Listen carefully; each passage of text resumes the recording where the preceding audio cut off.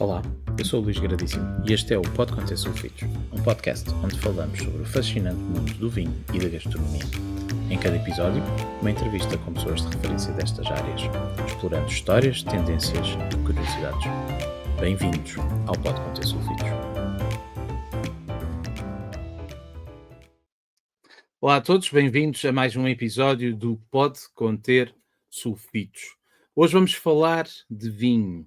Vinho português, vinho que cresceu, mudou, sofisticou-se ao longo destas últimas décadas.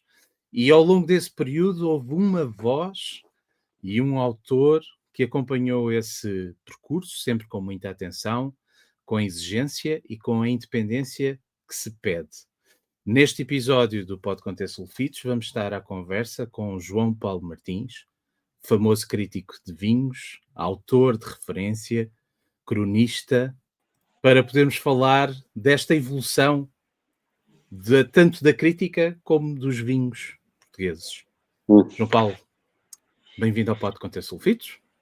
Obrigado pelo convite. Obrigado por teres aceito o convite.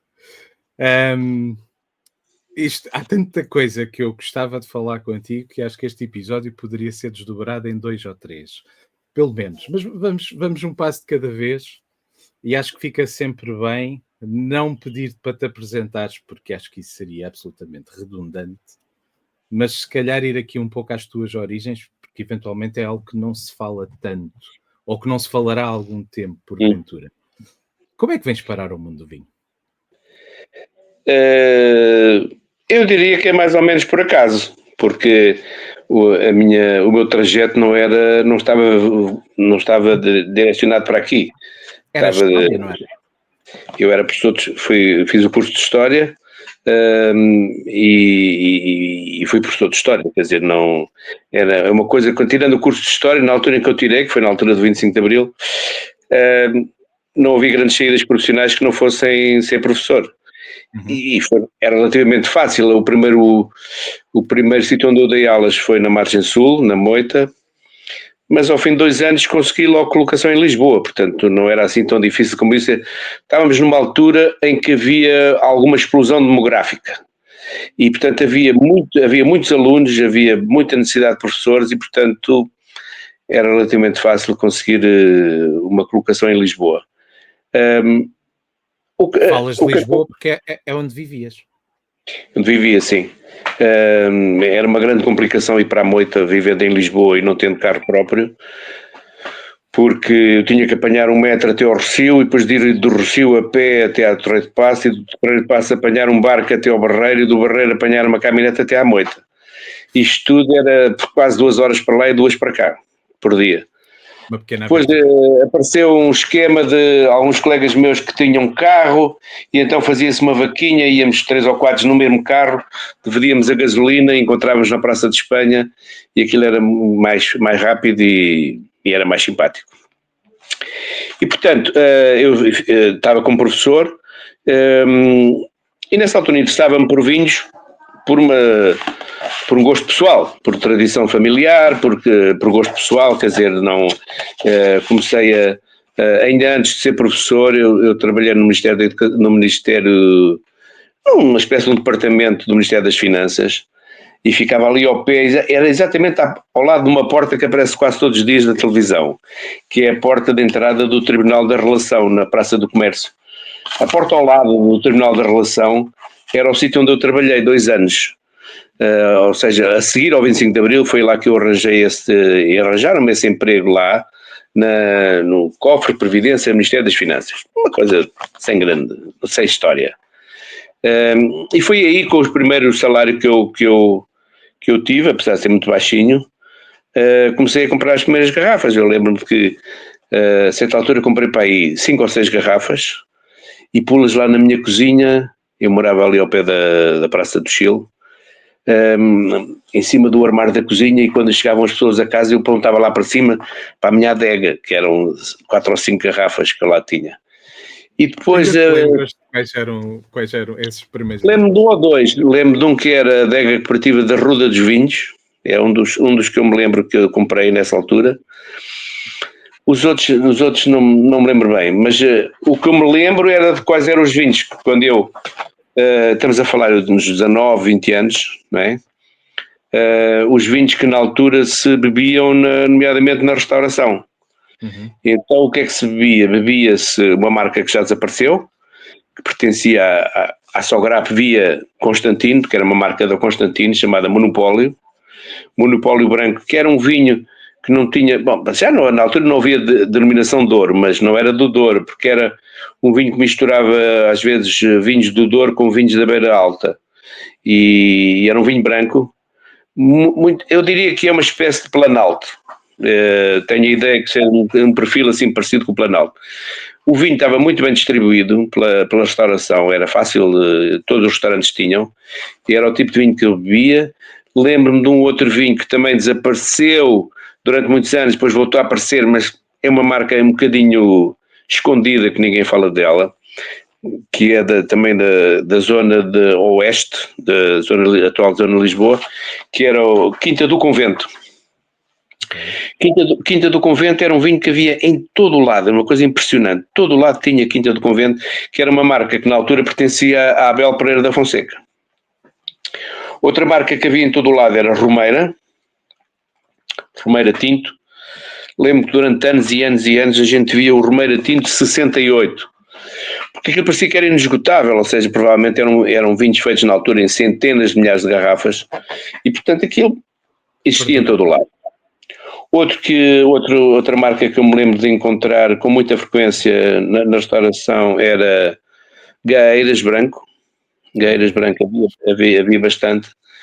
E depois na altura havia alguns colares, me lembro de beber alguns vinhos de colares. Não tenho assim uma grande memória de vinhos do Alentejo que eu bebesse nessa altura.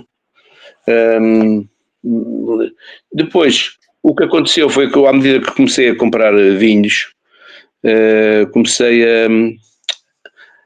a colecionar os rótulos. Eu comecei por colecionar garrafas, mas rapidamente alguém de bom senso me avisou: olha lá, isto vai dar mau resultado. Começas a juntar aqui garrafas vazias, nunca mais tem fim.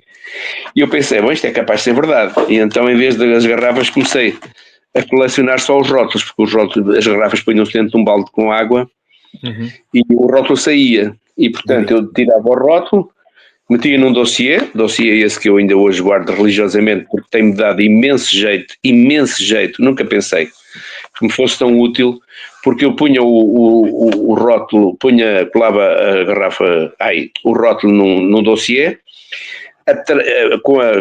às vezes havia rótulos que eram o mesmo rótulo e depois só mudava a chapinha em cima, na gargantilha, com o ano da colheita.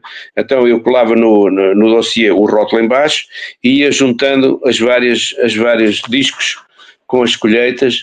Lembro, por exemplo, de um vinho que na altura tinha uma excelente relação qualidade-preço, morreu, a marca não existe, que era da zona exatamente do mesmo zona das Gaeiras, que era chamado Ouro de Óbidos. O Ouro de Óbidos era um vinho tinto muitíssimo agradável, para aquilo que eu me lembro na altura, não é? Não era caro, era um vinho que eu comprava facilmente, não me custava muito em termos de custo. E portanto eu fui juntando esses rótulos, e na parte de trás da folha onde estava colado o rótulo eu punha o preço de compra, o preço que me tinha custado a garrafa. E fui juntando. Às vezes juntei tantos. Tenho 2 dossiês organizados por região, etc. Um trabalho quase de historiador, não é? Ir cronologicamente registando. Não é bem cronologicamente, era mais só por região, e depois dentro de cada região organizava por marca. Se tivesse vários vinhos da mesma marca, ficavam todos juntos, independentemente da data da colheita. O que é que foi mais engraçado no juntar este tipo de rótulos? Foi que, em alguns casos, inesperadamente, houve empresas que fui eu que lhes disse que eles tinham feito vinhos naquela data porque a empresa não sabia, ou não vi lá ninguém que se lembrasse.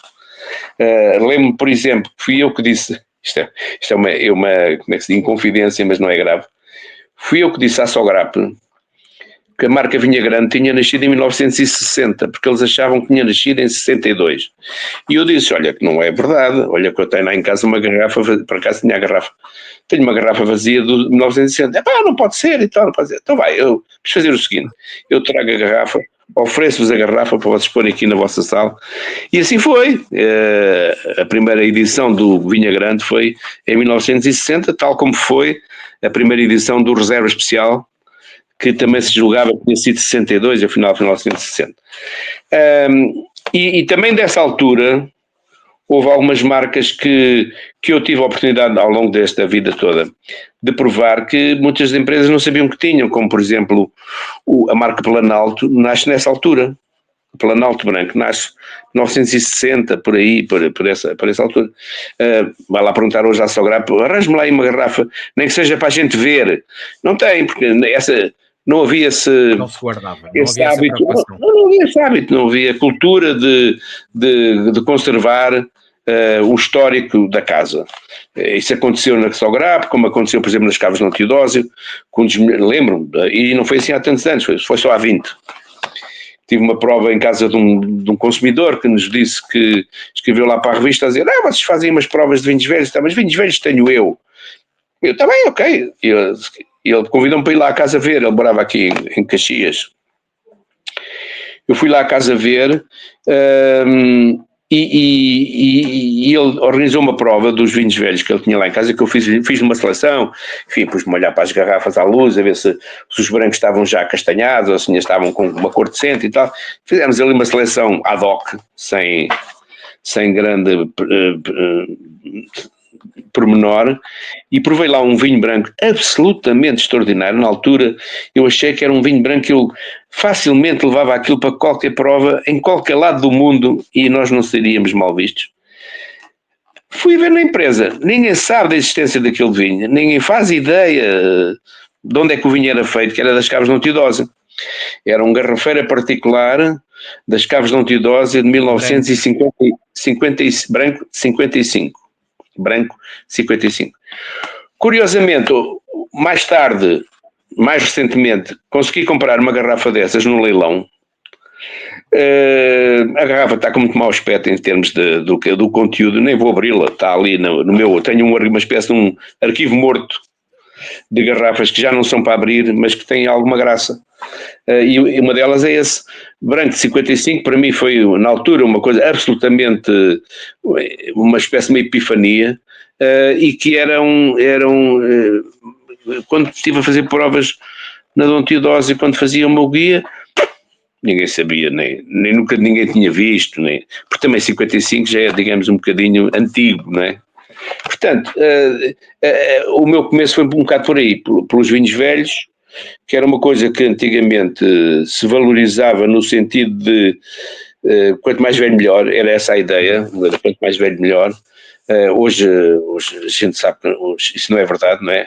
Não é verdade quase em relação ao vinho nenhum, mesmo em relação ao vinho do Porto, pode ser ou não, porque o vinho não é bom por ser velho, é bom se for bom, seja novo ou seja velho.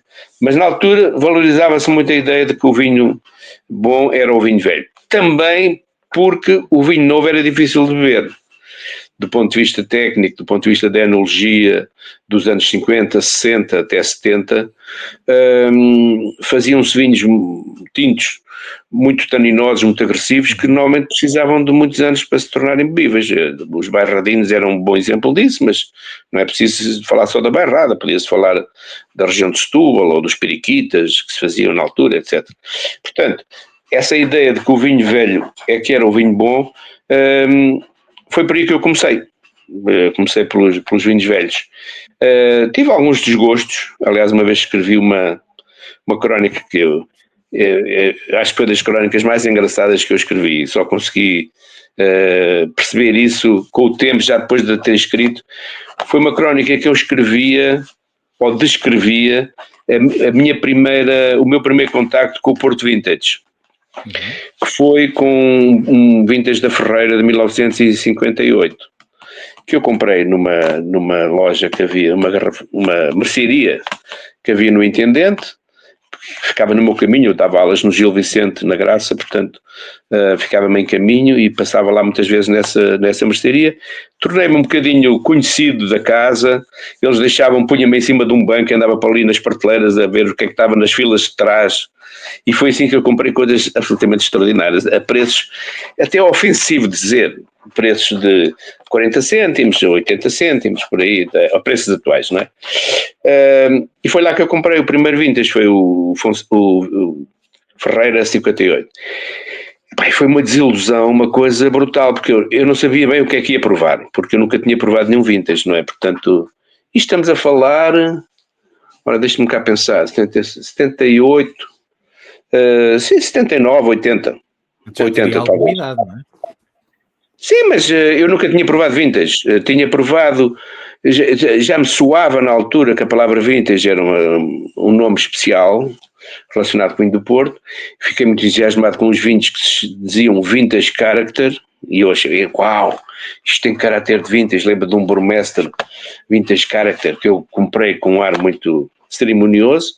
Depois, quando provei esse vintage 58, por amor de Deus, aquilo era preto de cor, muito doce, muito pastoso. Bem. E então eu escrevi uma crónica que vem no meu livro, eu tenho 2 livros de crónicas, não é? E esta vem lá num dos 2 livros, não me lembro se no primeiro, se no segundo.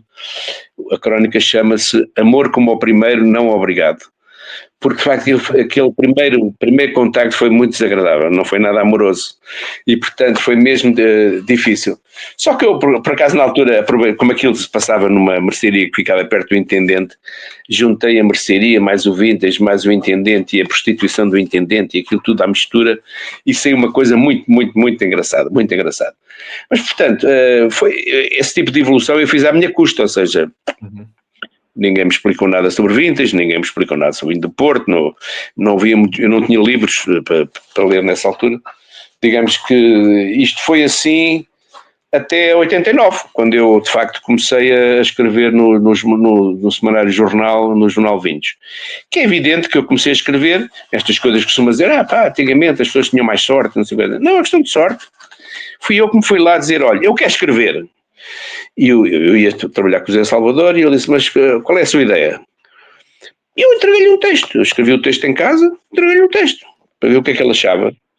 E ele leu assim, à minha frente, eu li em pé, ele sentado na secretária a ler o texto, e eu em pé, em sentido, à espera da decisão do chefe. E ele disse, ok, vamos publicar isto. E publicou. No primeiro número em que ele foi o diretor do Jornal Vinhos, saiu uma crónica minha com uma coluna que foi ele que intitulou, chamada Tribuna do Enófilo. Foi ele que intitulou a crónica e escreveu. Eu fiquei todo contente, vi o meu nome no jornal, foi uma coisa fantástica, não é? No mês seguinte ele telefona-me e disse, então, como é que é? Para este mês, onde é que está o texto? E eu, texto? Como assim? Sim! Mas é para escrever mais? Claro, vamos embora e tal. Isto foi no segundo. Ao terceiro mês, ele convidou-me para eu começar a trabalhar com ele de uma forma mais regular. E foi assim que as coisas começaram. Mas, portanto, eu quando comecei a trabalhar com ele, já tinha os meus dossiês cheios de rótulos colados, já tinha andado por muita loja de Lisboa à procura de vinhos, já tinha feito provas com amigos. Portanto, não foi assim uma coisa que caiu do céu É um gosto pessoal que depois acabei por ter a sorte de encontrar uma saída mais profissional, digamos assim, sem nenhuma formação académica neste campo, porque eu sendo história foi muito útil para a escrita, não tanto para a prova, mas para a escrita. O ser de história, ter formação musical também, tudo isso ajuda ao aspecto cultural da escrita, mas para as provas a única fórmula foi provar, ir a muitos eventos, e tanto que eu já antigamente havia o suplemento dos vinhos do Semanário Jornal, na altura dirigidos pelo António Lopes Vieira, e eu que não era comprador regular de jornais, eu sabia em que dia que saía o suplemento, e eu comprava aquele jornal religiosamente e babava-me a ler aquele suplemento de vinhos, com aqueles jantares vínicos, aquelas coisas extraordinárias, no Tavares, e não sei o quê. Eu pensava, isto é um mundo de luxo que já me poderei atingir mas lia aquilo rigorosamente, tomava nota das referências que eles diziam de vinhos que tinham provado e não sei o quê e tal. Portanto, foi assim um bocadinho. Portanto, quando eu depois comecei a escrever, digamos que tinha já algum tempo de ligação ao vinho enquanto consumidor. Tanto que uma vez eu escrevi um texto para o Jornal Vinhos ainda, que se chamava 15 anos atrás delas, em que eu fiz um balanço dos 15 anos que eu já tinha de apreciador de vinhos, antes de ter começado a escrever. Portanto, por um lado não tinha formação técnica, mas tinha já muita garrafa embrocada e, portanto, a coisa teve esse lado lúdico que nunca perdi e que foi até hoje. E o que é que te atraía mais? Era o vinho em si ou a história que ele carregava? Era mais o vinho, porque a literatura existente sobre vinhos na altura era ridícula, não é? Eu não vou dizer nomes porque é desagradável, algumas das pessoas já morreram, paz à sua alma, não vale a pena. Mas quer dizer, havia uma ligação muito saloia, ou muito pindérica, sabemos do que quiser em relação aos vinhos. Eram sempre textos muito bajulatórios, eram as confrarias e os canções e os como é que se chama, aqueles aventais de cabedal que os cantores usam, aquelas tombeladeiras, aquele cerimonial um bocado bacoco, mas que depois ninguém, se quisesse provar o que é que acha deste vinho, ninguém sabia dizer nada que não fosse banalidades do género aroma vinoso, com evolução, não saíamos disto, não é? Portanto, havia pouco rigor no trabalho de análise de vinhos, sempre com aquela preocupação de que temos de ser amigos de toda a gente, não podemos dizer mal de ninguém, não podemos dizer que o vinho é mau porque isso é chato para o produtor, é chato para o enólogo, é chato para a CVR, é chato para este, é chato para aquele, então dizia-se bem de tudo. E era muito. Havia poucos jornais com crónica de vinhos, havia uma crónica no Diário Notícias. O mais antigo que eu me lembro que escrevia sobre o Diário Notícias era um sujeito chamado José Estevão, que era uma coisa. Não servia para nada. Não servia para nada. Aquele tipo de crónicas não serviam para nada. Eram muito laudatórias sobre os vinhos o que eles gostavam era fotografias das confrarias, todos vestidos com os mantos até aos pés, isso é que eles gostavam. E, portanto, o Salvador era vinha de outra escola de pensamento, não era um bocadinho mais dado ao conflito e ao combate, de maneira que aquilo, de repente, houve ali no setor do vinho um despertar de uma outra forma de trabalhar e de falar sobre vinhos que não fosse só esta coisa que não tinha interesse nenhum. E, portanto, foi um bocado aí foi nesse ambiente que eu cresci em termos de relação com os vinhos e os produtores. Depois, o que aconteceu, esta história não tem uma grande...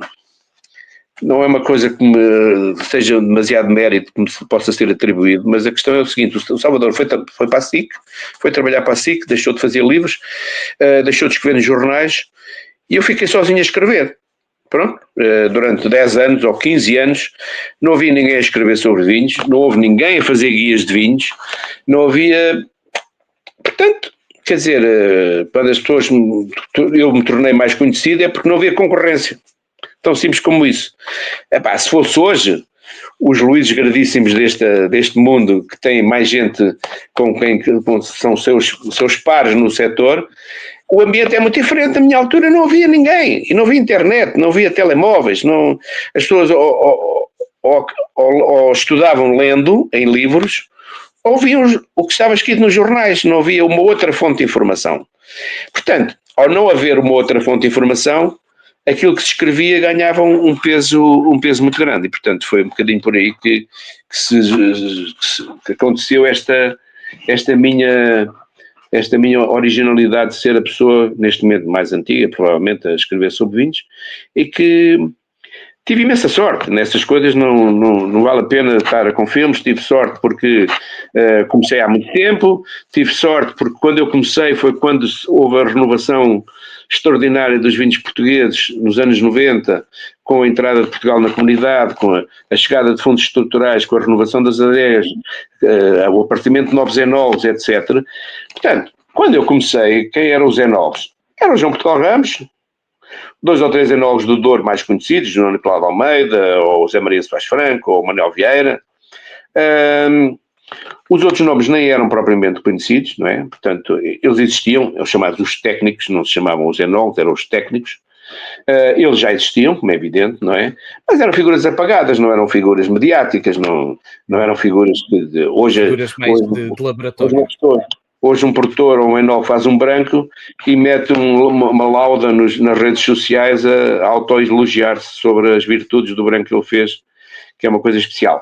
Portanto, nesse aspecto, eu assisti a esse movimento de nascimento do vinho, do novo vinho em Portugal, e portanto foi muito, vejo agora à distância, que foi extremamente entusiasmante e muito simpático ter podido participar nisso, embora na altura, como é evidente, nós quando percebemos das coisas nem sempre estamos conscientes do momento, do que é que está a acontecer. Do momento, exatamente, do que é que está a acontecer, que possa ser assim mais ou menos importante. De facto foi e pronto, tenho essa vantagem de ter tido essa ligação histórica a praticamente tudo o que aconteceu em Portugal desde 1990, portanto já lá vão 35 anos, não é? É bastante, não é? E pronto, é um bocado por aí. Era aí que eu queria pegar. Aliás, tenho 2 perguntas para te fazer, exatamente para falar deste período, destes teus mais de 30 anos, ou vamos pôr 35, como estavas agora a referir. Sim. Eu se calhar começava mesmo pelo vinho, porque era o que estavas a falar. O que é que mudou, a teu ver, o que é que mudou ao longo destas 3 décadas? O que é que tínhamos no início dos anos 90, final dos anos 80, e o que é que temos hoje? O que é que aconteceu ao longo deste tempo? Bom, o vinho está sujeito a modas, não é? O vinho tem flutuações de estilos em função daquilo que os consumidores gostam mais ou gostam menos. E aquilo que os consumidores gostam está muito relacionado com aquilo que lhe é servido como sendo uma coisa de grande valor. Por exemplo, quando eu comecei no princípio dos anos 90, já havia poucas marcas, não é? As marcas do Douro em 1990 eram meia dúzia. Não vale a pena estarmos... eu já escrevi isto, já falei sobre isso, já falei uma crónica sobre isso. Eu fui para aí em 91, talvez, 92, a convite do Dirk Nipor, que eu entretanto já tinha conhecido, uma visita ao Douro.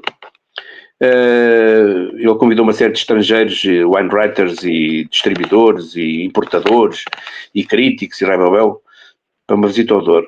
E andamos lá 3 dias no Douro. Já foi um sarilho para pôr aquela malta toda a dormir no Douro, porque não havia sítios para as pessoas dormir. Uns ficaram em Alijó, outros foram dormir para Chanceleiros, outros foram dormir para o Casal de Loives. Não havia um sítio onde se pudesse pôr todas as pessoas. Não havia restaurantes. Um bocado a medo, não é? E depois o que é que se ia beber? A Nipor não fazia vinhos de mesa nessa altura. Tinham uns robustos que eles tinham começado a fazer, mas que ainda estava assim meio cru. Andámos 3 dias a beber Barca Velha, Reserva Especial e Quinta do Couto. Porque não havia vinhos do Douro. Ponto final. Porque o primeiro 2 quintas é 1990, o próprio Alves Sousa em 1990 ainda não tinha começado, e por aí fora. A Barros tinha um vinho chamado Vilar da Galeira, que começou, mas era uma marca um bocadinho, pouco circulava pouco, e portanto não, era uma altura em que o Douro produzia vinho do Porto e as sobras eram para destilar, ponto final. Portanto, esse era o panorama que se vivia no Douro.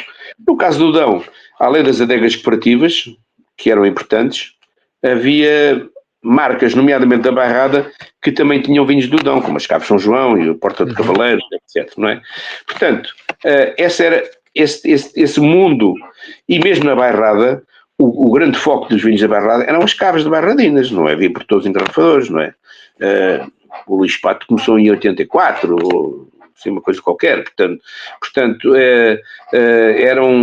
eram as caves bairradinas e as adegas cooperativas. Lembro que o prestígio tremendo que na altura tinha a adega cooperativa Vilarinho do Bairro, com os tintos Vilarinho do Bairro, que era uma coisa extraordinária. Toda a gente se batia para conseguir comprar vinhos de Vilarinho do Bairro, não é?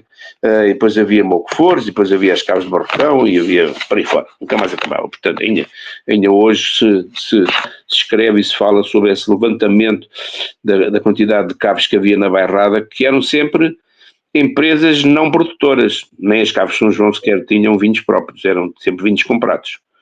Portanto, todas essas caves compravam um vinho feito e depois loteavam. Às vezes loteavam dão com bairrada, como as caves São João faziam.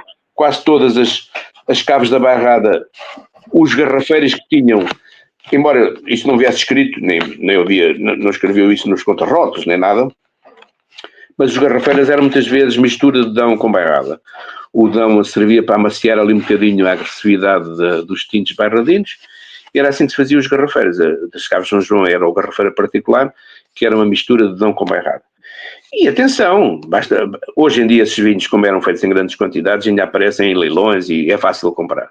Basta comprar um garrafeira particular e ver bem o que é que lá está escrito nas letras pequeninas no fundo do rótulo, para se perceber as quantidades inacreditáveis que se faziam daqueles vinhos. Estamos a falar de 200 mil, às vezes 300 mil garrafas de um vinho, quando hoje a gente lança foguetes, quando há um produtor que vai, vou fazer 1500 garrafas. Né? Esse mundo é outro mundo, comparado com aquilo que eu conheci na altura. E mesmo... Mas lá está, também havia menos marcas, menos marcas. produtores, portanto as marcas que haviam no mercado teriam mais espaço do que hoje em dia. Sim, e a marca de referência, nomeadamente da restauração de luxo, até aos anos 90, eram os garrafeiras da CRF. Sem qualquer dúvida. Marca velha falava-se, mas não era uma coisa que tivesse qualquer tipo de peso comparado com aquilo que eram os garrafeiras da CRF, dos quais faziam normalmente 300 mil garrafas em cada edição. E, portanto, aquilo demorava uns anos a vender, e eles faziam 2, 3 por década, 2, 3 idas por década, iam comprando já o vinho feito em várias regiões. Havia umas que eram da cooperativa de Valpassos, outros eram do Ribatejo, outros eram não sei quê. Portanto, eles cada vez compravam num sítio diferente. Eu escrevi um texto no Expresso sobre a história da CRF em que eu falo disso. E eram vinhos muito, muito conotados com a qualidade e com a excelência. Ou seja, um restaurante que fosse que tivesse alguma pretensão, tinha que ter os garrafeiros da CRF, não havia volta a dar, porque se não tivesse, era muito mau sinal. E ainda nos anos 2000, havia restaurantes que faziam questão de ter a coleção inteira dos garrafeiros da CRF, uma coisa que começou em 1933, portanto, para todos os efeitos, já eram muito antigos. E, portanto, esse era esse mundo de que os vinhos antigos é que eram bons. Aliás, os garrafeiros de Brida Fonseca são disso, do Carvalho Bari Ferreira, são desse exemplo, como há aquela história que o Mário Louro me contou, quando ele entrou para a CRF em 1977, para tratar das aguardentes, que era a especialidade dele. Nessa altura estavam a começar a vender o garrafeira de 49. Estávamos em 77.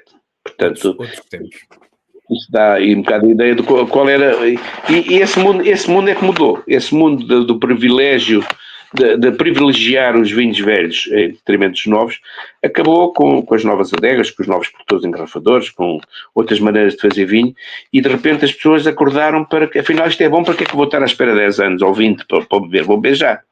E foi assim que mudou um bocadinho o perfil. E depois os perfis mudam, porque depois veio as modas dos vinhos Parker, e depois veio as modas dos vinhos com 200% de barrica nova, e agora estamos na moda ao contrário, não é? Os vinhos agora têm todos que ter pouca cor, têm que ter pouco grau, têm que ter pouca maceração, é não saber a nada, e sejam da Bairrada ou da Roménia, é exatamente a mesma coisa. Infelizmente, é essa a moda em que estamos atualmente. Espero que não dure muito. E há alguma coisa que tu vejas que não tenha mudado ao longo destes 35 anos? Não sei, eu acho que mudou tudo, porque inclusivamente nós hoje temos muito, e eu nesse grupo, também me incluo nesse grupo, temos uma muito melhor, mais apreço pelos vinhos brancos do que tínhamos antigamente. Antigamente vinho é tinto, foi nessa conversa que eu nasci. Vinho é tinto. Há falta de vinho que venha o branco, não é? A falta de quando não há vinho, bebe-se branco, etc. Portanto, foi nesse mundo que eu cresci. E eu, de facto, a minha primeira relação com os brancos era um bocado indiferenciada. Embora eu, historicamente, pela minha família, o meu pai fazia uma barrica por ano, um tonelzito em casa, com uvas que ele comprava, a granel, e nós é que pisávamos as uvas a pé num lagar, branco pisado em lagar, e eu fazia branco. Portanto, eu tinha uma certa tradição de consumo de vinho branco, mas fui sempre influenciado por essa corrente de que o vinho é tinto e que o branco, se não houver outra coisa, bebe-se branco. Portanto, e nesse aspecto mudámos muito a nossa percepção. Eu hoje bebo mais branco do que tinto, no cotidiano. Eu bebo vinho todos os dias, pouco, mas bebo vinho todos os dias, e normalmente, como a minha mulher gosta mais de tinto que branco, e eu normalmente bebo mais branco do que tinto, muitas vezes temos as duas, e eu estou sempre a provar vinhos em casa, portanto há sempre vinhos disponíveis. Queres tinto? Bebes tinto. Bebe branco. Há sempre garrafas abertas, portanto é fácil.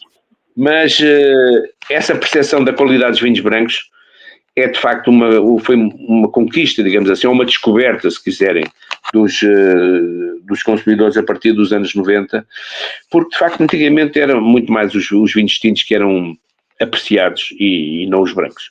E no caso do Alentejo era evidente, aliás, uma crónica que eu escrevi para o Expresso, não sei se é de hoje, não, a de hoje é do 2 é da semana que vem. Antigamente as pessoas, os produtores apanhavam as uvas brancas do Alentejo ao mesmo tempo que as tintas, e as brancas quando chegavam à adega já vinham cansadas, pesadas, oxidadas, os brancos eram pesadões, não tinham, faltava frescura, faltava tudo. Portanto, essa modificação da forma de trabalhar os brancos fez com que as pessoas deixassem de olhar, nomeadamente o Alentejo, como única e exclusivamente uma zona de produção de tintos, mas os brancos têm aí a mesma valia. Portanto, o estilo mudou, eu mudei bastante a minha apreciação. Eu ainda venho da época em que se punha os tintos à lareira para chambrear, e hoje nem quero acreditar numa coisa dessas, até tenho quase vergonha de dizer isto, mas é verdade, não vale a pena mentir. Venho desse tempo, e portanto eu hoje sou incapaz de beber fechei a porta. Sou incapaz de beber um tinto a mais de 18 ou 20 graus, no máximo, porque de facto é muito cansativo, não tem graça nenhuma.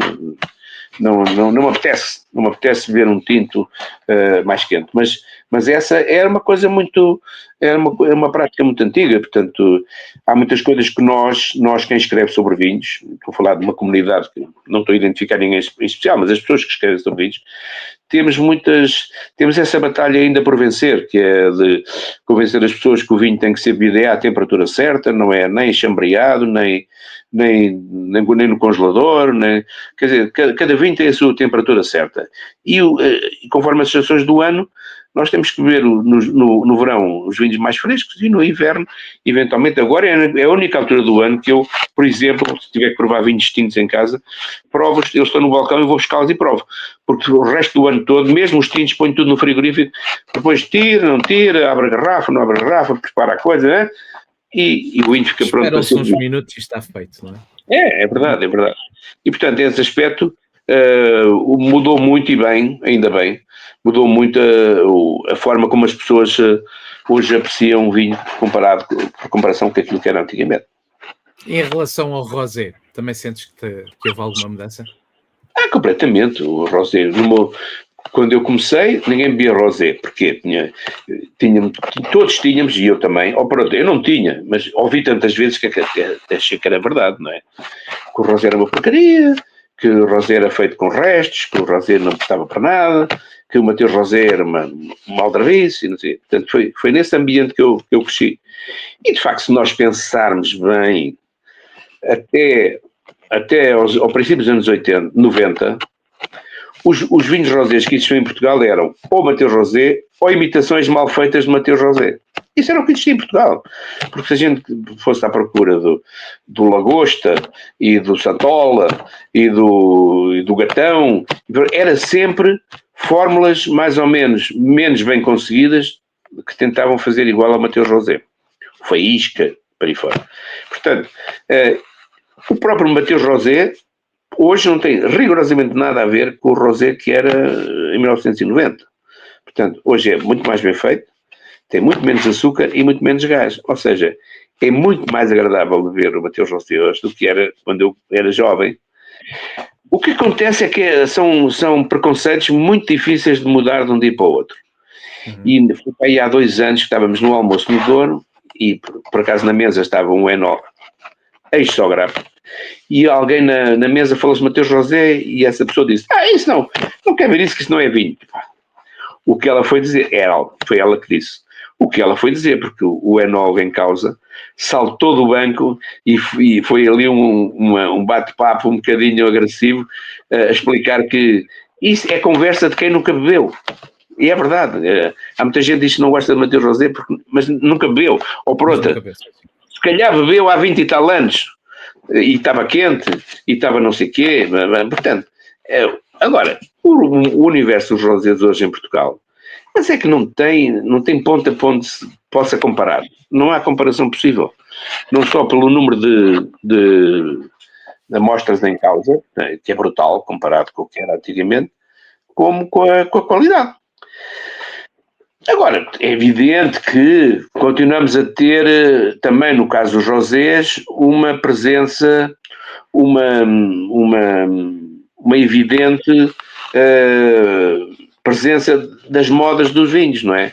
Hoje os rosés têm muito menos cor do que tinham nos anos 90 ou no princípio dos anos 2000. Também têm bastante menos álcool, o que é bom sinal. Mas é uma questão de moda. Eu já provei alguns rosés cá em Portugal, que estar a beber aquilo ao bocadinho de água com um bocadinho de ácido um bocadinho de ácido tartárico e umas gotazitas de um xarope, era a mesma coisa, ou seja, vinhos que não têm alma, não têm estrutura, não têm nada, não é? Portanto, o rosé pode ser um vinho bastante interessante, tem que ser sempre um vinho leve, ligeiro, agradável de beber, que não canse, tudo isso é o que nós queremos hoje de um rosé. E temos imensos rosés em Portugal por onde escolher, portanto, nesse aspecto, é uma grande novidade a quantidade de rosés que existem em Portugal, mas também sabemos que muitas vezes os rosés são uma espécie de um subproduto da fermentação, não é? Portanto, pode-se fazer rosé porque se fez uma extração mais, uma sangria da Cuba, e depois aquilo fica ali, o que é que vou fazer? Vou deitar fora? Fazemos um rosé. Eu acho que se faz mais rosés do que aquilo que se vende. O rosé é muitas vezes um complemento do portfólio de um produtor. Não acredito que seja daí que ele ganhe muito dinheiro. Há alguns casos quase até inexplicáveis de tremendo sucesso de rosés que o produtor diz que não consegue fazer mais porque se fizesse o dobro vendia tudo, e isso pode-se dizer que é o caso do rosé do Dona Maria, do Alentejo, de Estremoz. É que em um mês ele vende a produção toda. Se tivesse o triplo, se calhar vendia mais, etc. Mas eu não consigo fazer mais, pronto, não consegue. Mas é um caso exemplar. Não sei se é o único, mas é um caso exemplar. Porque às vezes o rosé cria um público próprio apreciador e é ótimo que isso aconteça, porque o produtor acaba por ter um complemento do portfólio que ajuda. Agora, em relação aos rosés, eu continuo a achar que não faz sentido, e isso é um problema que eu não sei resolver porque eu não estou no negócio, estou na escrita, não estou no negócio, que é, por exemplo, o distribuidor não quer que o produtor ponha a nova colheita no mercado enquanto não vendeu a anterior. Chegamos a junho, ainda não vendi tudo da anterior, não podemos pôr já esta. Chegamos a julho, ainda não vendi tudo, temos que esperar. Conclusão, há produtores, eu vejo isso na revista, quando a gente prova os vinhos do mês, da revista, estamos em setembro, outubro e novembro, e estamos a provar vinhos rosés, isto é completamente ridículo. Não faz sentido estar a provar um vinho rosé do ano passado, de colheita de 24, em novembro de 25. Quer dizer, este vinho devia estar, já nem só provado, este vinho devia estar no mercado em maio de 25, para ser bebido no verão, na piscina, na praia, onde quiserem. Agora, em setembro, outubro, novembro, dezembro, quer dizer, e portanto, mas isso é um problema de equilíbrio entre produção e distribuição que eu não sei resolver, nem quero meter nisso. Mas é uma coisa que tem que se resolver, porque não faz sentido que o rosé não esteja no mercado em maio, ponto final. Porque se não for assim, é como se fosse uma colheita perdida. E, portanto, temos muitos rosés, os rosés são bons, mas temos que modificar um bocadinho esta fórmula de ligação do rosé com o mercado. Vamos ver se é possível. Há vinhos que são lançados para ser consumidos jovens e, de facto, o rosé terá o seu momento alto no verão e, portanto, o que faz sentido é sair mais cedo, embora se veja cada vez mais, penso que concordes comigo, há cada vez mais rosés a ser lançados mais tarde, rosés já com estágio em barrica, rosés já com mais evolução, os chamados rosés de inverno, que também começam a ganhar aquela expressão, mas são poucos ainda. São poucos. O grosso da coluna são vinhos que deviam estar no mercado antes do verão. Assim como, por exemplo, tradicionalmente, eu lembro, por exemplo, o produtor de Alvarinho, o Soalheiro, normalmente mete a primeira colheita nova dele em dezembro no mercado. Portanto, neste momento estamos a chegar a dezembro, deve estar a chegar ao mercado a nova colheita de 25 do standard, do vinho base do Soalheiro. Portanto, é uma metodologia muito interessante, porque ele terá outros vinhos com estágio, o que ele quiser. Mas aquele vinho que é para ser consumido novo... Mais jovem, mais frutado... A partir de dezembro está no mercado. Portanto, é assim que as coisas devem ser feitas. E a gente vê pelo sucesso de alguns produtores que, por visto, a regra faz sentido. Não faz sentido é estar à espera. Só quando acabar a colheita anterior é que vamos por a próxima.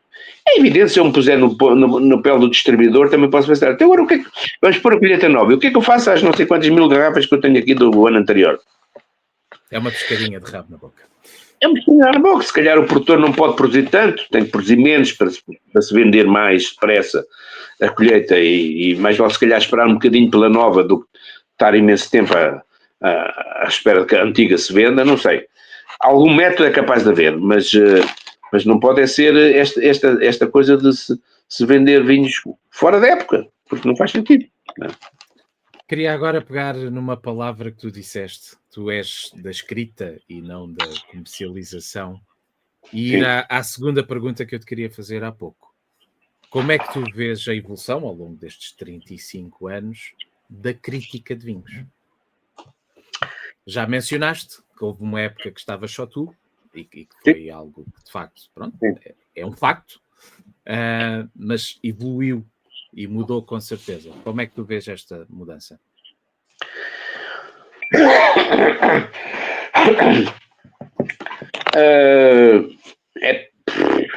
Como é que eu te explicar? E qual o papel da crítica hoje em dia? Já agora, duas em uma. A crítica é fundamental, mas a crítica tem que procurar ser o mais isenta possível para que haja uma credibilização da crítica junto do consumidor. Porque se eu sei bem dos vinhos todos, é tudo maravilhoso.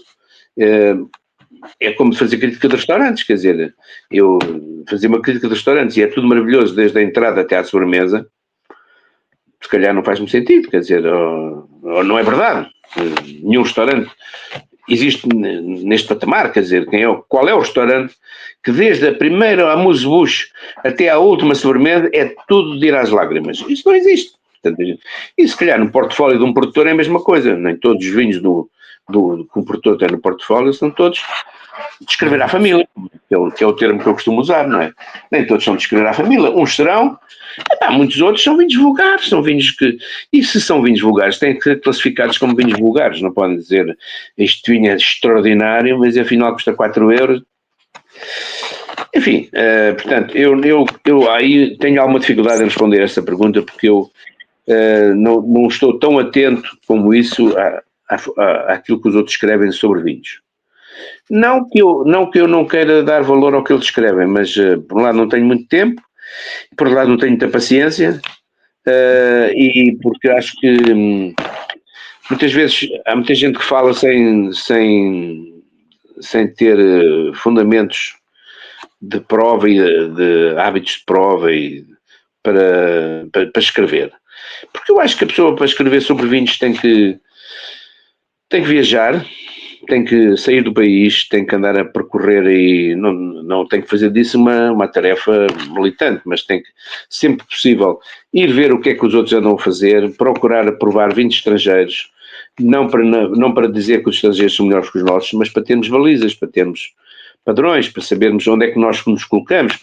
Se eu disser que este vinho é absolutamente extraordinário, qualquer que seja o parâmetro de comparação, é uma frase muito arriscada, quer dizer, para dizer uma coisa destas, ou já provei o melhor que se faz no mundo, ou próximo disso, não é? Ou o mais famoso que se faz no mundo, e aí eu posso dizer, pá, comparando este vinho com outros que eu já provei na vida, acho que isto não fica a perder. Isto é uma coisa que eu, para dizer isto, tenho que ter provado algumas dessas coisas, das boas coisas do mundo, não é? Falta-me provar imensas coisas boas que se fazem no mundo. Provo tantas quanto posso, ou quanto consigo, ou quando tenho a oportunidade. Mas, quer dizer, não... Quando me dizem, ou quando eu leio, que na Califórnia há, se calhar, 500 vinhos que custam mais de $100 a garrafa, quantos é que eu provei? Provei meia dúzia, não é? Quer dizer, eu não faço ideia nenhuma qual é o patamar de excelência dos vinhos tintos da Califórnia, porque não estou habilitado para falar sobre isso, não sei, não é?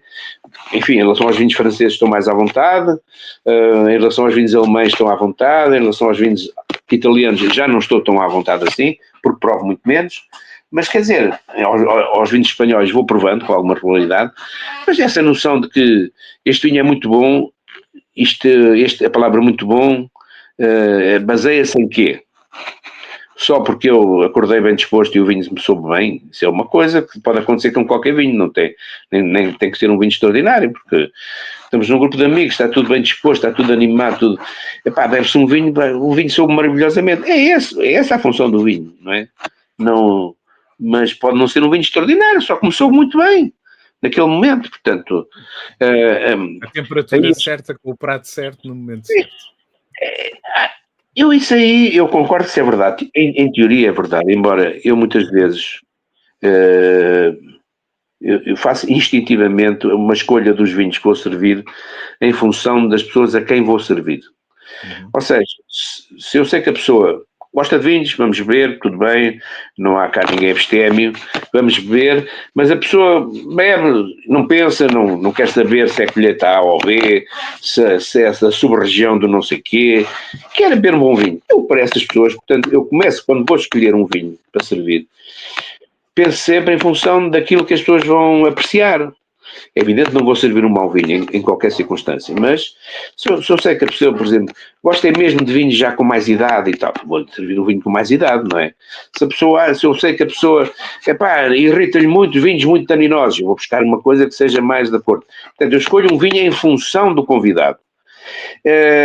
E muitas vezes eu penso que se esse é vinho que eu vou querer beber e que me vai dar prazer a beber, a mim e aos convidados, a comida vai ter que se adaptar, ou seja, a comida é o que for, porque o que eu quero é privilegiar o vinho. Portanto, embora eu reconheça que um pairing perfeito é uma ciência que eu não domino, é uma busca constante, mas que não domino,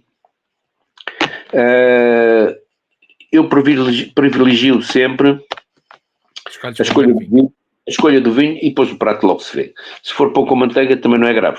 Portanto, mas eu já tive sessões de pairing com pessoas muito habilitadas e é de facto uma coisa extraordinária. É uma coisa extraordinária. E às vezes eu acerto também nos meus pairings, mas muitas vezes é por acaso. Só que as pessoas também não têm que saber que foi por acaso, não é? E ninguém tem que saber tudo, não é? Mas estavas a falar do... Servi um menu de degustação em que havia uma sopa de peixe, com um toque picante, etc, etc. E eu, com aquela sopa de peixe, servi aquele branco especial da Quinta dos Carvalhais. Aquilo era Deus com os anjos. Ou seja, foi uma coincidência de perfil, de estrutura, de equilíbrio, tal, uma coisa notável.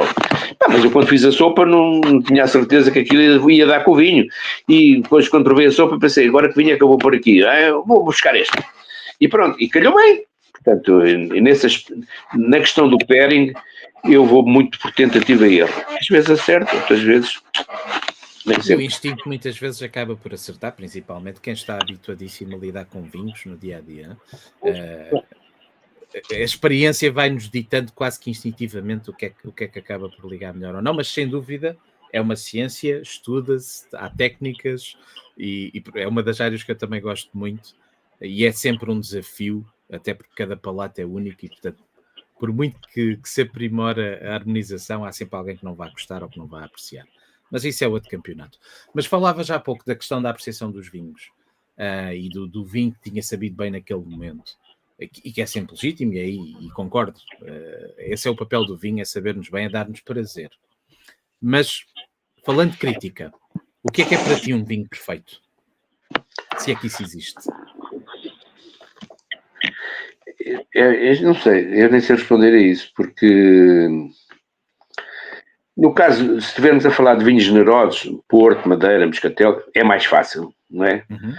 A complexidade, a riqueza, a estrutura, o final absolutamente longo e interminável, tudo isso é muito fácil de identificar num vinho generoso.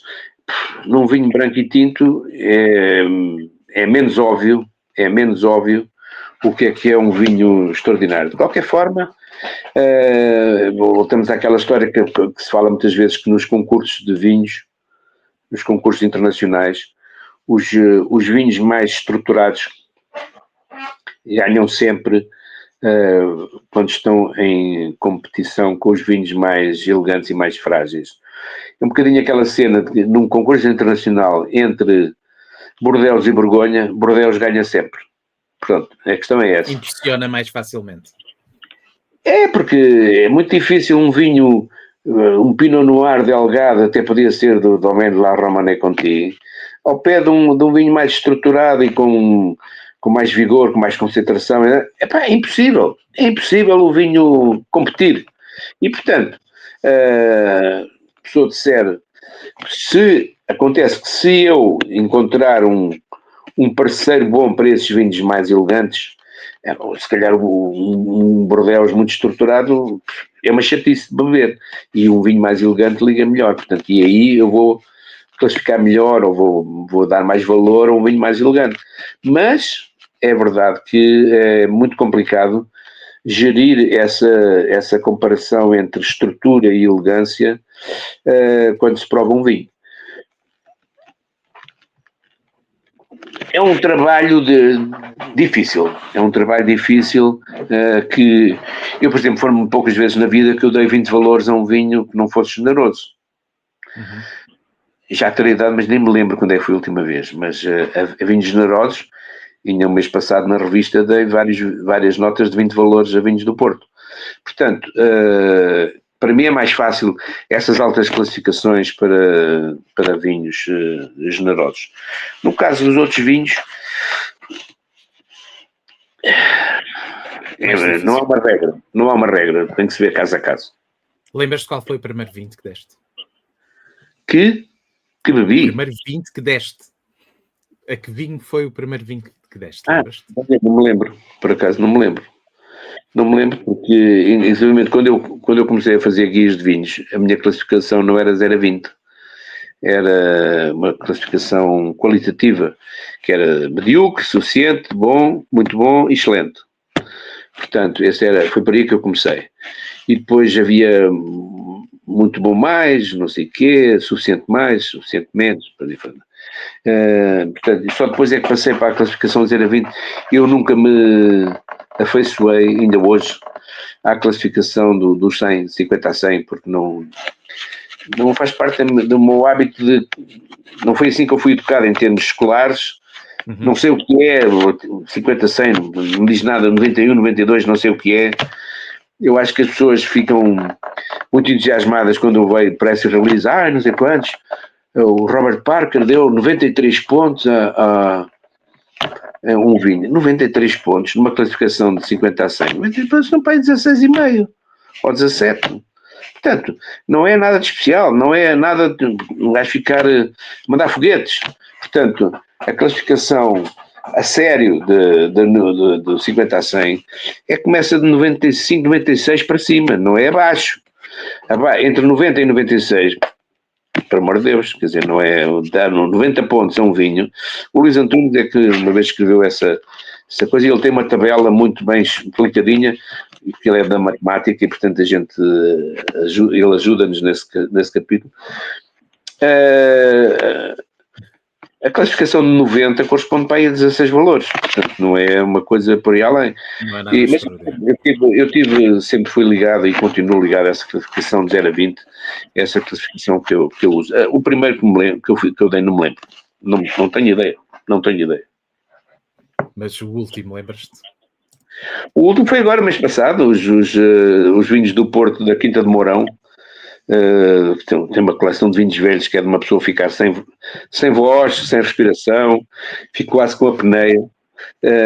E de facto, aqueles vinhos brancos com 100 anos, vinhos do Porto brancos com 100 anos, quer dizer, isso é uma coisa que só se prova uma vez na vida. Pá. São caros, ainda bem, tem que ser, não é?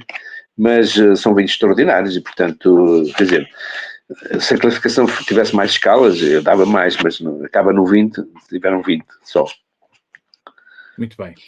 Aqui já a irmos para a reta final, só aqui 2 ou 3 perguntas rápidas. Um vinho que consideres subvalorizado? Há um vinho que eu gosto muito pela relação qualidade-preço e que se fala muito pouco, por acaso, que é uns vinhos da Companhia das Lusírias, por exemplo. Um vinho chamado Tito Alba. O Tito Alba é um vinho que ninguém fala nele, ou não se ouve falar. E eu acho que é um vinho fantástico de relação qualidade-preço. Eu acho que é assim, posso dar um bocadinho, ter dito este exemplo foi um exemplo que veio à cabeça, mas podia dar aqui 50 exemplos, não é? Nós, numa categoria entre, 8 e 20 euros, nós temos vinhos fantásticos. Vinhos fantásticos, quer dizer, não precisamos de gastar muito mais do que 20 euros para já beber um vinho muito bom.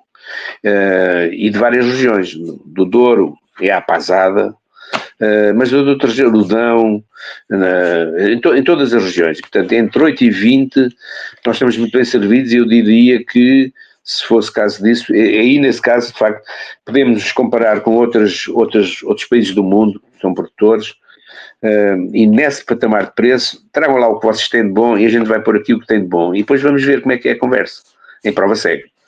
E isso mostra que nós temos de facto muito bons vinhos. Agora, ter bom vinho e ele não ser suficientemente reconhecido ou não ter, ou termos muito bons vinhos, mas depois a produção ser muito pequena, também não ajuda muito, não é? Quer dizer, eu não posso cantar de galo se só vender 3.000 garrafas de um vinho. Se vender 300.000, já é negócio. É negócio. 3.000 garrafas é uma brincadeira, mas dá imenso trabalho, porque é difícil vender vinhos de 3.000 garrafas. Eu ainda fui recentemente na apresentação do último Peramanca e provámos também o Cartucha Tinto e o Cartucha Tinto Reserva. O Cartucha Tinto Reserva custa 70 euros, né? São 75.000 garrafas. Isso é que estamos a falar de negócio. Não estamos agora a falar, o meu vinho custa 100 euros e tal, mas quantas garrafas são? 1.200 e tal. É uma brincadeira. E o Douro está cheio de brincadeiras. Comparativamente com outras regiões, o Douro é uma região um bocadinho a fingir. Porque toda a gente produz vinhos de DOC Douro com aquilo que sobra de que não tem benefício.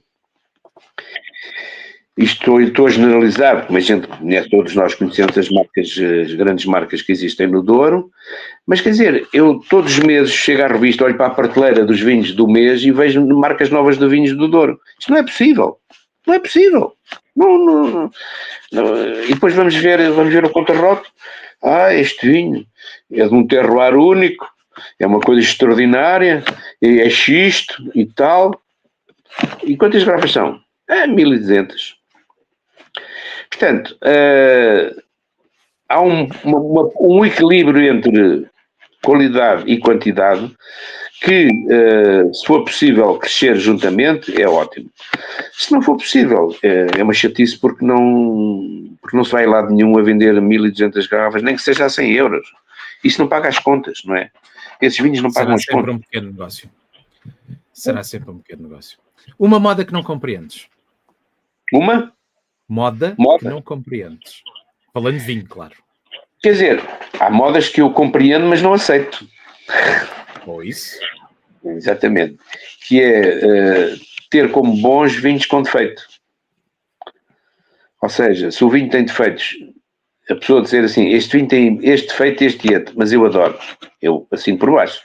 Queres beber vinhos com defeito? Agora, um vinho com defeito que me vem dizer isto é o supra-sumo da batata, e tu se não bebes ou se não acreditas, é porque és parvo, é porque estás afastado do mundo atual. Estás a ver mal a coisa. Estás a ver mal o filme. Essa parte é que já me chateia. Isso tem tudo a ver com aquela história dos chamados vinhos naturais, em que só vinhos que a Jesus tem que ter pouca intervenção. Eu já converti alguns quanto a essa história da pouca intervenção, porque os vinhos dão muito trabalho e dizer que é pouca intervenção é uma ofensa a quem tem muito trabalho a tratar das uvas, não é? As uvas dão muito trabalho. Se tem menos trabalho dentro da adega é porque as uvas são boas, mas é porque se teve trabalho na vinha. Portanto, é sempre muito trabalho. Pouca intervenção é bem chouriços, é conversa da chacha. E há uns que adoram essa conversa. Ui, isto é pouca intervenção. Ai, tão bom, é pouca intervenção. O que é que se há de fazer? Temos que esperar pacientemente que essa moda passe, porque estas coisas passam, não é? Eu não bebo esses vinhos, ponto final, não é? Está fora de questão. Mas reconheço que há um frufru de interessados nesses vinhos. Ai Jesus, porque isto é leveduras indígenas. É só parvoíce umas atrás das outras, porque a maior parte dos vinhos são feitos com leveduras indígenas. Mas se eu tiver que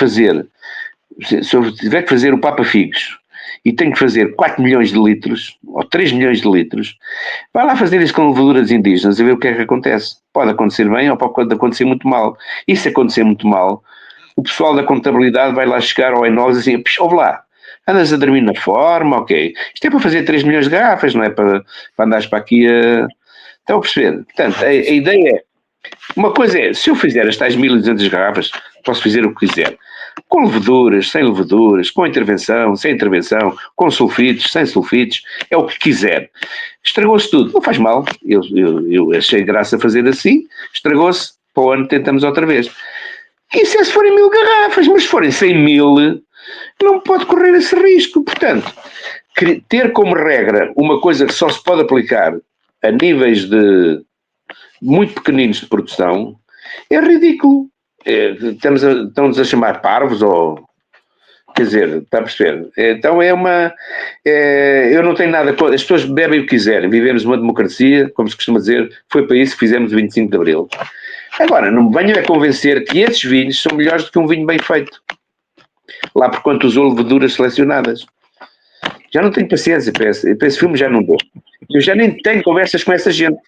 Quando elas se aproximam e vêm com essa conversa, olha, espera aí que eu tenho que ir ali à casa de banho, já venho. E vou-me embora. Não tenho paciência para esse tipo de conversa. Acho que é muita ignorância junta, muita falta de conhecimento, muita falta de prática de beber e de provar, e depois esse pessoal arvora-se uma autoridade em assuntos dos quais não sabem nada. Nada. E, portanto, é nisto que vivemos. É assim, mas felizmente ou eu vou-me embora antes ou as modas vão passar. Quer dizer, essas coisas é assim que acontece. Se só pudesses beber vinhos de uma região ou de um estilo para o resto da tua vida, o que é que escolherias? Olha, se fosse para a ilha deserta, levava um vinho da Madeira. Porque bebia um golinho de cada vez e aquilo dava-me para o tempo todo que eu ia estar na ilha. Portanto, se estou a levar champanhe ou 5 anos, não pode ser. Estraga-se no instante. Portanto, levaria sempre um vinho generoso. E, portanto, esse tipo de vinhos generosos dão-me um prazer continuado durante muito tempo que me satisfaz imenso. Portanto, sou muito fã dos vinhos generosos. Uma coisa que eu aprendi a gostar e que não gostava assim tanto quando comecei é os espumantes e o champanhe. De facto, eu hoje fanático de champanhes, que não era, quando era mais novo.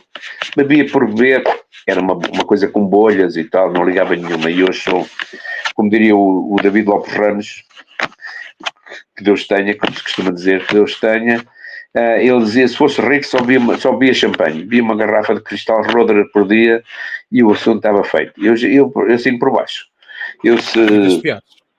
Há vidas piores, eu se pudesse bebia uma garrafa de champanhe por dia e o negócio estava feito. Portanto, eu não sou um grande fã de champanhes e espumantes, temos espumantes bons, mas tal como os franceses não têm generosos como o vinho do Porto, nós não temos espumantes como os champanhes. Isso aí, cada macaco no seu galho. É verdade. Então, já na reta final, o que é que mais te orgulha neste percurso de mais de 30 anos e que legado é que gostavas de deixar? O delegado, não sei, pá, eu acho que agora há muita gente a falar e a escrever sobre vinhos. Quando eu comecei era mais original falar e escrever. Tive as minhas guerras e as minhas lutas, porque bati-me por alguns princípios que eu defendia e que eu acho que o tempo me veio dar razão, mas que hoje não estou nem especialmente nem mais tolerante, nem mais fável do que era antes, só que as coisas mudaram e alguns vinhos que eu achava que eram maus viraram melhores porque passaram a ser mais bem feitos, passaram a ser feitos com outros cuidados e, portanto, eu terei mudado o meu estilo, mas os vinhos também mudaram, portanto, eu gosto de pensar que as pessoas quando veem textos meus ou quando leem críticas minhas de vinhos, acho que as pessoas sabem que eu não estou a escrever aquilo porque não estou a fazer fretes a ninguém. Nem recebi cheques de patrocínios, nem estou a fazer fretes a ninguém. Se eu digo que o vinho não é bom, provavelmente não é bom.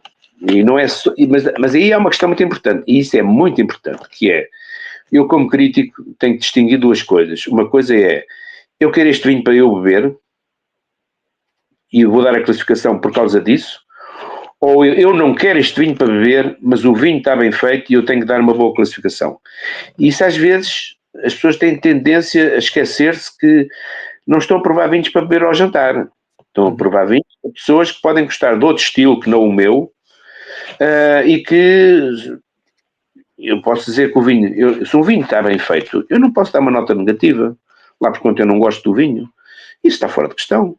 E se assim não for, a credibilidade do crítico é nula. Portanto, as pessoas têm capaz de, eu tenho que ser capaz de dizer, este é um estilo que eu não sou fã, não é o tipo de vinho que eu gosto, mas o vinho está bem feito, é fino, assim, o equilíbrio e tal, portanto, para quem gostar, este é um bom vinho.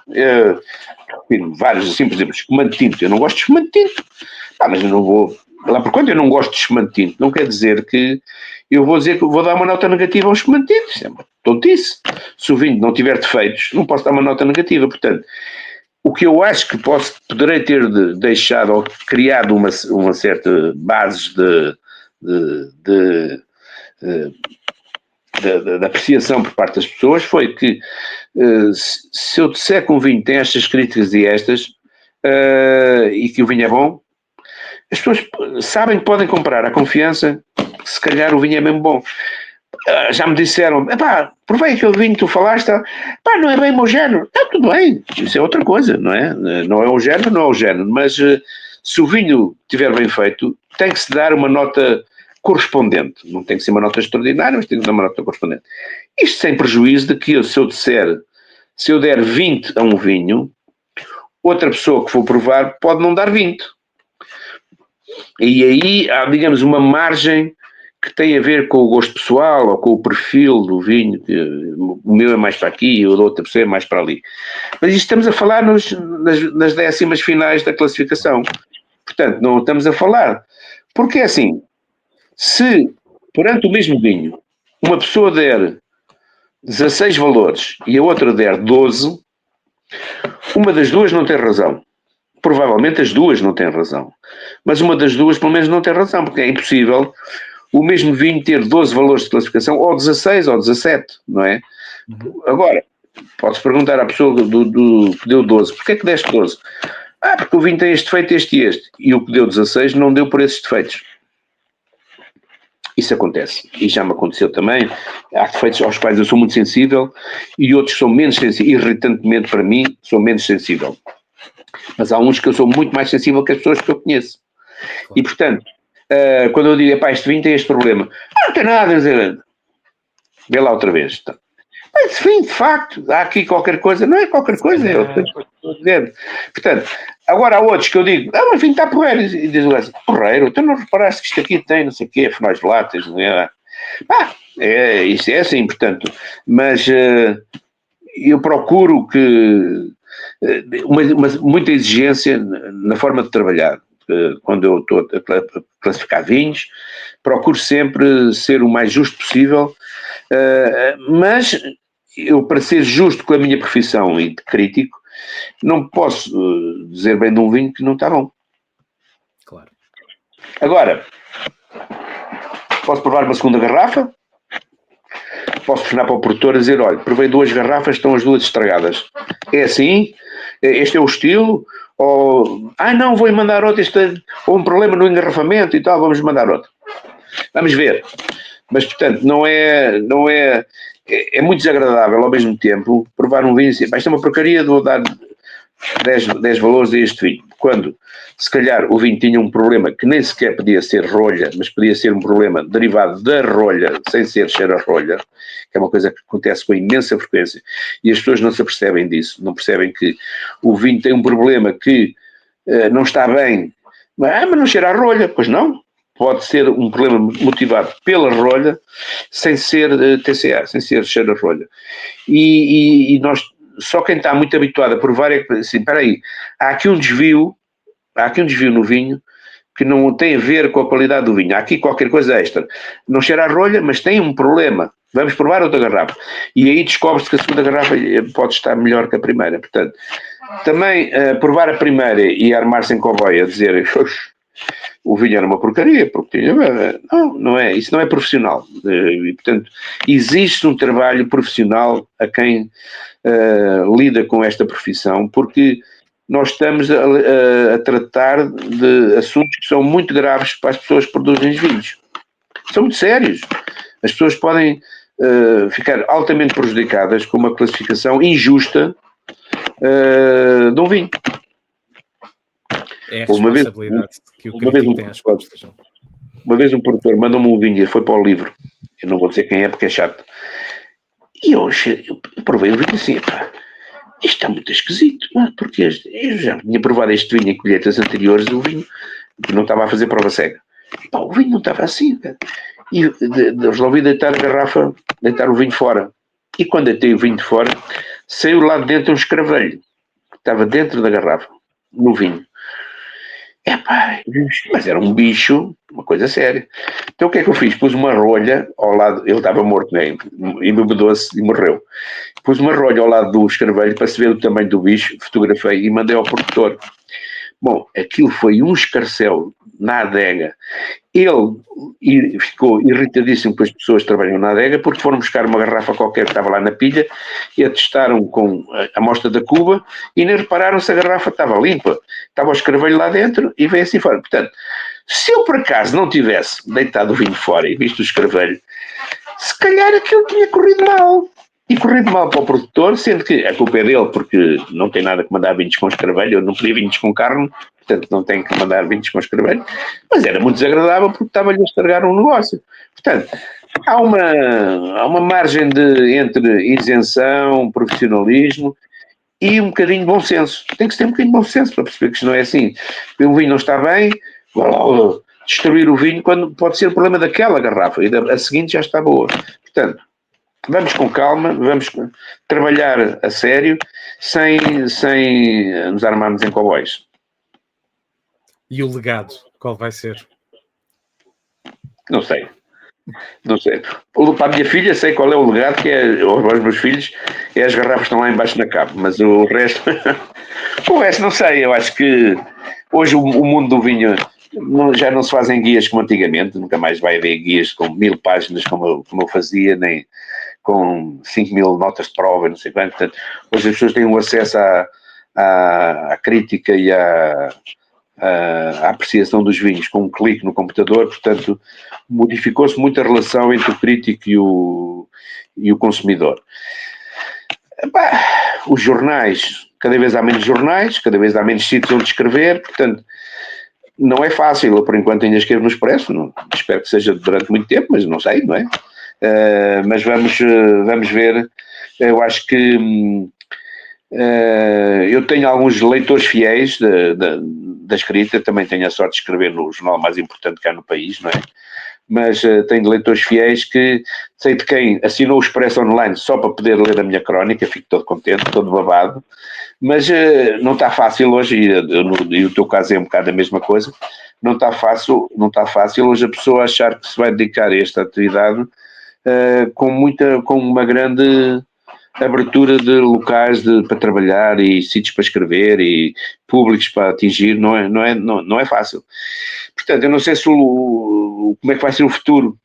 Aliás, o futuro do vinho também está complicado, porque hoje as pessoas estão a beber muito menos, está-se a vender menos, tem que se arrancar vinha, tem que se modificar muito a forma como aquilo que a gente conhece e o perfil dos vinhos que conhece hoje, o perfil do negócio. Provavelmente vai ter grandes diferenças no futuro, não sei o que vai ser. Vamos vendo o que temos em casa, sossegadamente, e depois logo se vê. Muito bem. Então, para terminarmos, pedir-te a ti o mesmo que peço a todos os meus convidados, mas palavras finais queiras partilhar com quem nos está a ver e ouvir. Agora apanhaste-me na contramão. Pode ser os teus leitores fiéis, os produtores que te acompanharam ao longo destas 3 décadas, a família. Eu tenho tido uma relação muito, muito profissional com os produtores de vinho. Alguns que ainda são meus amigos, com os quais tive situações meias conflituosas, que nem sempre a amizade não foi sempre linear, porque eu, quando achei que tinha que dizer qualquer coisa, disse, e eles ficaram zangados, mas depois a gente conseguiu recuperar a relação de amizade ou a relação profissional. Portanto, eu acho que se tem que... O que eu queria deixar bem evidente é que temos que fazer as coisas o melhor que nós conseguimos. O trabalho que nós temos para fazer de criticar, de ler, de escrever sobre vinhos, seja o mais profissional, o mais independente possível. Para que o leitor perceba que não estamos a fazer fretes a ninguém. Aquela corrupção que o Ventura está sempre aos gritos. Não há cá corrupções neste setor do vinho, quer dizer, não há nem... Agora, é evidente que já me aconteceu, e se calhar já aconteceu a outras pessoas também, um produtor está a chegar ao mercado, uma marca nova, manda-me os vinhos e manda-me logo um press release a dizer: terei todo o prazer em recebê-lo cá em casa, fica cá um fim de semana, traga a família. Traga quê? Fim de semana? Uma pessoa que eu não conheço de lado nenhum, é absolutamente fora de questão. Só que hoje em dia já quase ninguém me faz essa pergunta, porque já sabem que era inviável que eu fosse aceitar uma coisa destas. Agora, se um dia o João Nicolau Almeida me convidasse para ir dormir um dia na quinta de não sei quê, ou de Nipora, pessoas que eu conheço há 40 anos, é completamente diferente. Agora, isso não tem nada a ver com corrupção, não tem nada, eu não vou dar melhores notas ou piores notas por ir dormir uma noite à Quinta do Crasto, não tem nada a ver, percebe? Agora, tem que se perceber que o crítico não é uma pessoa que esteja... Porque, para uma coisa, um produtor novo, uma marca nova, convida-me para ir passar um fim de semana, para eu levar a família. Se eu fosse, com que cara é que eu na segunda-feira ia depois sentar-me a uma mesa a provar os vinhos desse produtor? Com que cara? Quer dizer, depois de ter estado no bem bom, a ser bem recebido e com todas as mordomias, vou provar como? É impossível. Portanto, tem que haver profissionalismo, tem que haver isenção, tem que haver distanciamento. Eu não conheço o produtor, olha, manda os vinhos que eu provo. Se quiser, se não quiser. Gostávamos muito que viesse cá a adega. Talvez, um dia, logo se vê. Não faltem adegas neste país que eu nunca visitei. Há produtores que já existiam quase quando eu comecei a escrever sobre vinhos, aos quais ainda não fiz nenhuma visita na adega. E não foi por não querer, não calhou. mas já existiam, portanto, quanto mais agora um produtor novo, venha cá, temos uma marca nova, venha cá aos confins do país para vir beber. Não vou, é evidente, não vou, não, está fora de questão, portanto, essa distância mínima é uma distância de respeito. Ou se estão lá a produzir... Tentar garantir alguma isenção, não é? Isenção, claro, é isso mesmo. Então, as palavras finais são... Keep cool. Contornaste, não me Cool, mantenham a ideia de que os críticos são pessoas com vontade de ajudar o consumidor. É para esses que eu escrevo. Eu não escrevo para os produtores, eu escrevo para os consumidores. Portanto, eu estou a procurar ajudar os consumidores e é isso. É uma ideia que se tem que estar sempre presente. Nós temos que nós trabalhamos para quem consome vinhos.